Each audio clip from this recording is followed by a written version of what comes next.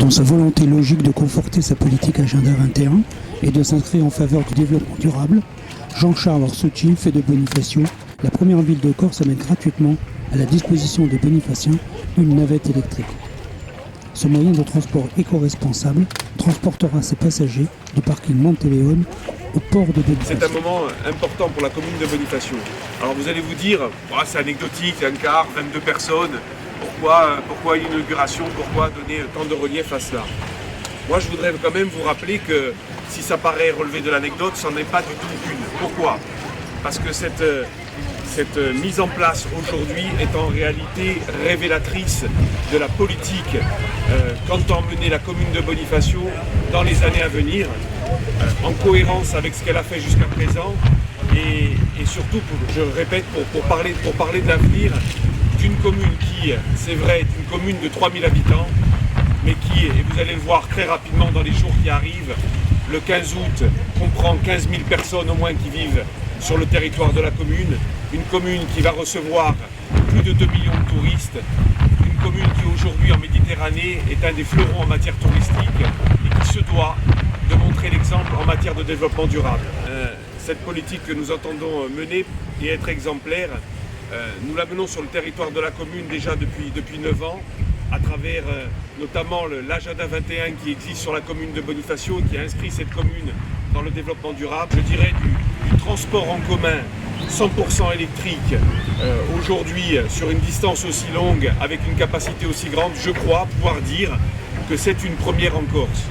Et on est bien sûr très fiers et très heureux que cette première elle ait pu encore une nouvelle fois se faire sur la commune de Bonifacio. Permettez-moi immédiatement de saluer les deux personnes qui sont à mes côtés, qui nous ont aidés et qui nous aident dans la réussite de ce projet, M. Minucci, qui nous a permis de pouvoir avoir ce système ici à Bonifacio et en avant-première, et Christelle Massimi qui est aux côtés de la commune de Bonifacio depuis très longtemps et qui a eu la gentillesse de continuer à collaborer dans cette aventure qui est, et c'est là où je vais insister un peu, qui est l'aventure du futur de Bonifacio.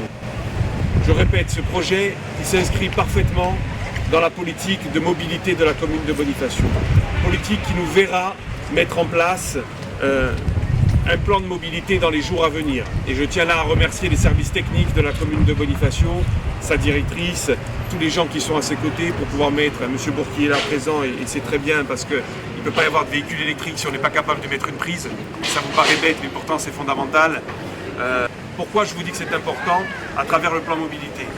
Parce que la commune de Bonifacio, en mettant en place son Agenda 21, a aussi cherché à s'inscrire dans ces territoires qui vont travailler sur l'autonomie énergétique de la Corse. Vous savez que c'est une grande ambition pour la Corse et Bonifacio entend bien être là-dessus un des moteurs de cette autonomie énergétique.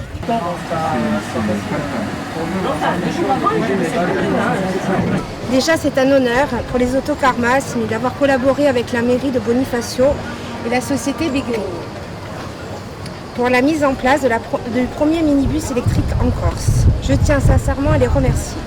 Nous souhaitons continuer dans cette dynamique responsable avec l'arrivée des tuk-tuk électriques à la fin du mois. Un grand merci à Jean-Charles Orsucci, notre maire, et à M. Patrick Minucci. Moi, je tiens à féliciter cette remarquable aventure qui démarre ici, notamment au niveau des élus, bien sûr, de M. le maire, de toute l'équipe municipale de Bonifacio, parce que c'est là que ça se passe, c'est là que ça commence. La décision politique étant prise, il fallait un exploitant.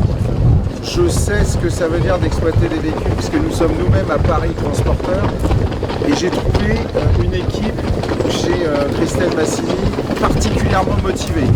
Ça aussi, c'est une clé incontournable de la réussite de ce type de projet. C'est évident qu'aujourd'hui, cette initiative devra être le modèle de tout ce qui peut se passer dans toutes ces villes corses, et c'est de bon augure pour la suite. Voilà, merci à tous.